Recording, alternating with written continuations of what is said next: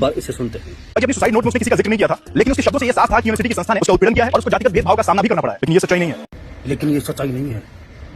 सच्चाई ये जातंकवादी बताएगा। देखो, पूरा अम्बेडकर स्टूडेंट एसोसिएशन से जुड़ा था और किसी बात पे विवाद के बाद उसने एबीवीपी छात्र संगठन के एक सदस्य को पीट दिया। Just third night, these people have entered into my room, tagged me out of my room and started beating me in front of my hostel. इसके बाद जो आदमी अपने अंतिम क्षणों में जो कह के गया है वो तो झूठ है, मगर ये एबीपी वाले जो जातंकवादी धार्मिक गुंडे हैं उनको कह रहा है ये सच है, ये सच बोल रहा है। वाह भाई वाह, सच्चाई कुछ और है। अभी दिखाता हूँ, देखो। रोहित वेमुला और अन्य 4 छात्रों पर मारपीट का आरोप लगाने वाला एबीवीपी के एक सदस्य पर हमला किया था, जो सत्तारूढ़ हिंदू राष्ट्रवादी भाजपा का छात्र संगठन है।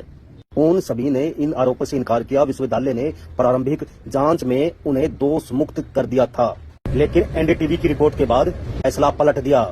मई 2024 में तेलंगाना पुलिस ने क्लोजर रिपोर्ट दाखिल की। इस रिपोर्ट में कहा गया कि आरोपी व्यक्ति एबीवीपी नेता के साथ मारपीट के सबूत नहीं मिले।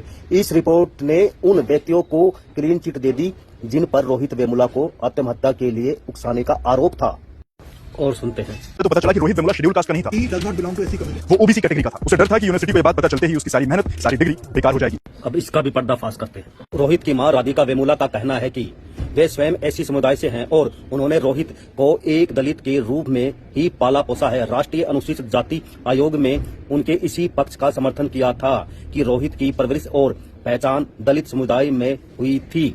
यहाँ सबके हाथ काले हैं। पुलिस ने रोहित के पिता का नाम देखा और उसे ओबीसी घोषित कर दिया। अरे उसकी माँ ने पाला था और उसकी माँ एससी थी। बाप का तो उसकी परवरिश में कोई हाथ ही नहीं है। 5 साल का था तभी उसको छोड़ दिया था। उसकी पहचान और उसकी परवरिश दलित के रूप में हुई है। अब चाहे तुमको जर्नल का बता लो। तेलंगाना पुलिस ने अपनी रिपोर्ट में यह भी मेंशन किया कि रोहित वेमुला को छात्र से ज्यादा छात्र नेता बनने का शौक था। तेलंगाना पुलिस ने यह बताया कि रोहित वेमुला को छात्र ज्यादा छात्र नेता बनने का शौक था।